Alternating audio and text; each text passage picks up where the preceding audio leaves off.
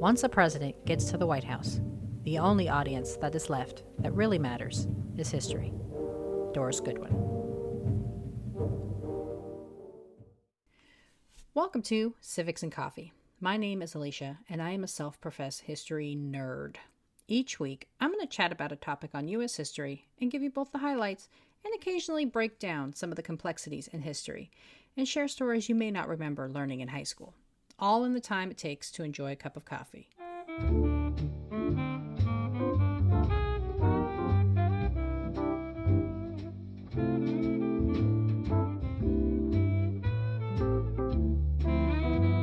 Hey everyone, welcome back. The President's House, Executive Mansion, Presidential Palace, the People's House. The White House has been known by many names and is an iconic piece of American history. The residence and workplace of the highest executive in the United States, the White House is a functional historical monument upon which many books have been written. Some of the history of the White House does not match the ideals for which it stands for, including its construction and who worked within the walls. So this week, I'm going to talk about the White House, its creation, its history, and a bit about some of the individuals who walked its corridors. Grab your cup of coffee, peeps. Let's do this. As the Constitution made its way through the ratification process and it became evident the Articles of Confederation would be dissolved and a new government would be installed, the Federalists were excited. All of their hard work and position papers and arm wrangling succeeded, and they would now get a chance at implementing a republic. There was just one small problem. Where was this new seat of government going to live? At the outset, New York acted as the temporary federal capital. The Constitution provided Congress with the authority to create a new district outside of current states that would serve as the nation's capital. Two places were in the running, a plot along the Potomac River near Virginia and a parcel along the Susquehanna River near Columbia, Pennsylvania. The House initially passed a bill in favor of the Pennsylvania location. However, the Senate liked a completely different section of the state, and the two sides could not agree, and the bill died. Fast forward to the summer of 1790, when Alexander Hamilton was pressing for his national debt assumption initiative to get passed in Congress. Highly unpopular with substantial opposition, Hamilton knew he had to find a way to leverage support. The answer came in the form of a compromise, where James Madison would agree to support the legislation if Hamilton could get Northern representatives to agree to a Southern federal capital. Hamilton agreed, and in what is now referred to as the Compromise of 1790, he got his bank, and Southerners got their capital. On July 16, 1790, Congress passed the Residence Act, which officially announced a parcel of land along the Potomac River, approximately 10 square miles, would be the permanent seat of the federal government. President George Washington was put in charge of appointing some commissioners to oversee the project. The legislation provided a 10-year deadline and named Philadelphia as the temporary capital while the federal city was being developed.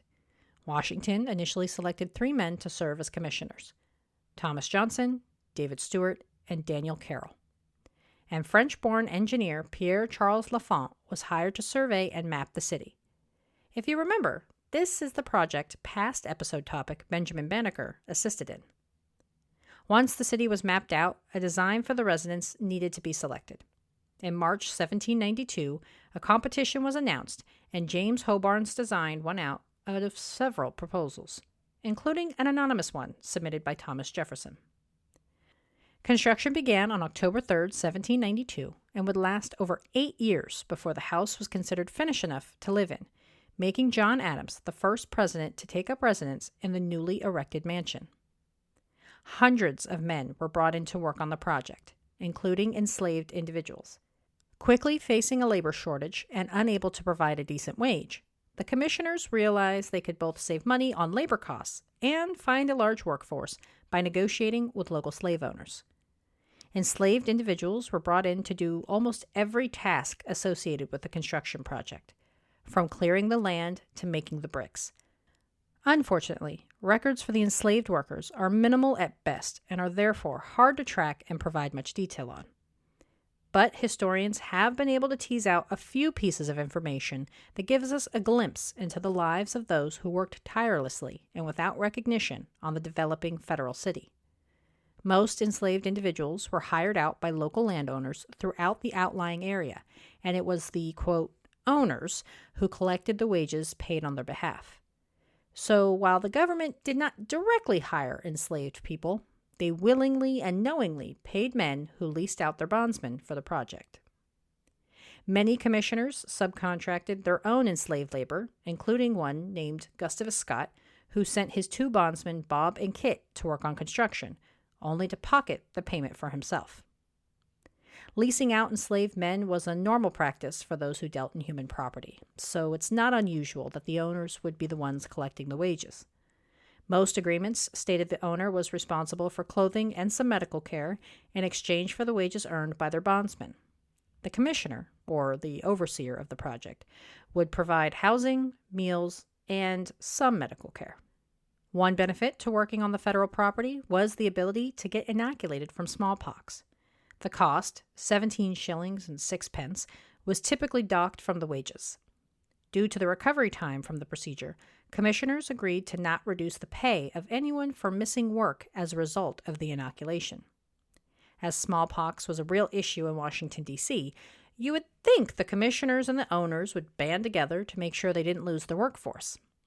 Alas, it was actually the enslaved men who made the request. Eventually, the commissioners learned how valuable it was to have a vaccinated workforce, and in a 1796 call for workers, a newspaper offered $60 a year, a place for the person to sleep, rations, and sick leave without docked pay. No complete list exists of all the labor used in the construction of federal property.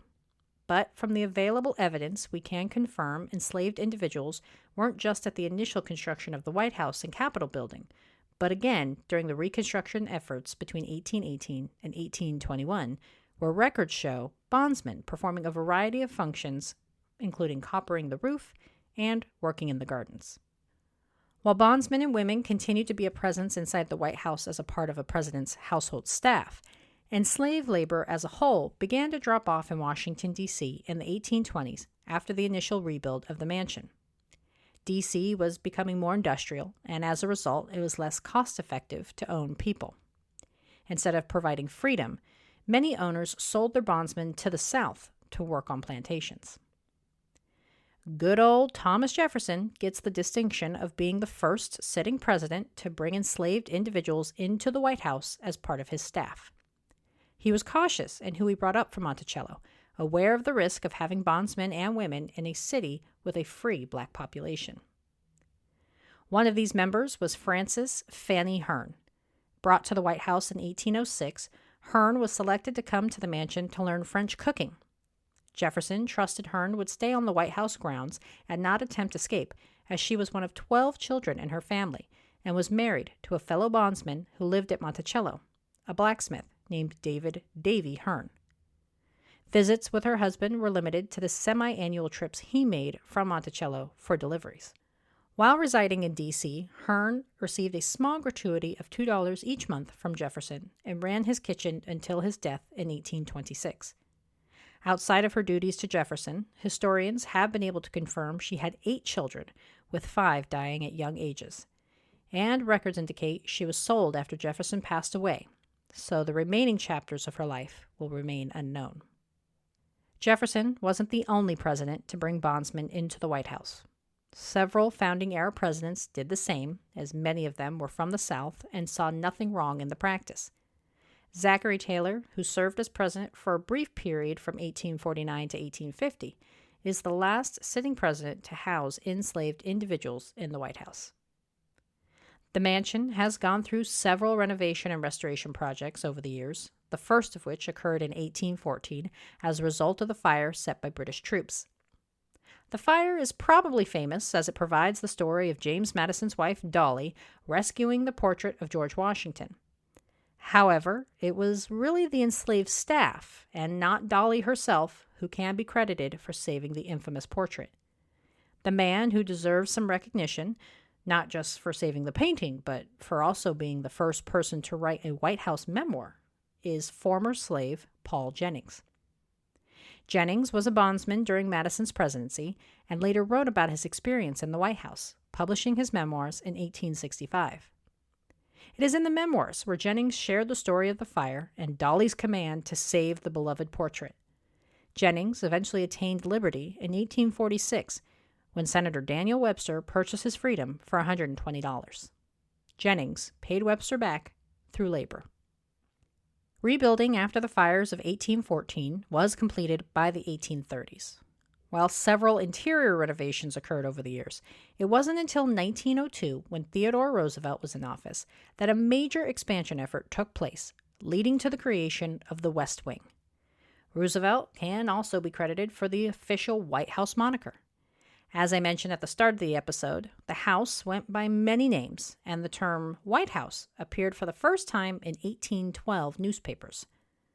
Roosevelt made the whole thing official in 1901 by declaring the mansion and executive office building of the president would be henceforth known as the White House. Roosevelt definitely left his mark, but he wasn't the only one. The iconic Oval Office that gets so much attention in television and movies was first used as a president's office in 1909 thanks to President William Howard Taft, who constructed the office as part of an expansion effort of the West Wing. And the infamous Situation Room is also known as the John F. Kennedy Conference Room. And it's not just one room either, but several rooms designated by their namesake in 1961 as a good place for crisis coordination. Of course, I would be remiss to speak the Kennedy name without mentioning the preservation and renovation efforts led by Mrs. Jacqueline Kennedy between 1961 and 1963. The First Lady infamously provided a tour of her efforts on a televised showcase in 1962. What's your basic plan? Well, I really don't have one because I think this house will always grow and should. It just seemed to me such a shame when we came here to find hardly anything of the past in the house, hardly anything before 1902. I know when we went to Columbia, the presidential palace there has all the history of that country in it, where Simon Bolivar was. Every piece of furniture in it has some link with the past. I thought the White House should be like that. In 2021, the White House stands at 55,000 square feet with 132 rooms. It contains 6 floors, 3 elevators, 412 doors, and 147 windows. Prior to the pandemic, visitors could request tickets through their congressional representatives to take a tour. I was lucky enough to go on my birthday several years ago, and I can assure you, it's as stirring and intimidating as it is on television. I remember distinctly rounding the corner and walking right into Kennedy's portrait, and I had all the feels. The White House remains an iconic piece of the chronicling of America and is a living piece of history. It mirrors so much the narrative of the United States, the complexities and untold stories, the turmoil and the grit, the beauty and the ugliness. It endures as a powerful representation of the American government and, by extension, American values. And as is so often the case when looking at the past, the complexities are what drive the story. If you've been enjoying the podcast, please consider a rate and review on either Apple Podcasts or Podchaser. I love hearing from you. You can support the show through Buy Me a Coffee. Your donations help fund the ever-growing book and coffee supply needed to keep this show caffeinated and interesting, or so I hope. You can learn about how to support the show, as well as look at source material or request an episode topic by visiting the website at www.civicsandcoffee.com. Thanks, peeps. Thanks for tuning in, and I hope you enjoyed this episode of Civics and Coffee. If you want to hear more small snippets from American history, be sure to subscribe wherever you get your podcasts. Thanks for joining me, and I look forward to our next cup of coffee together.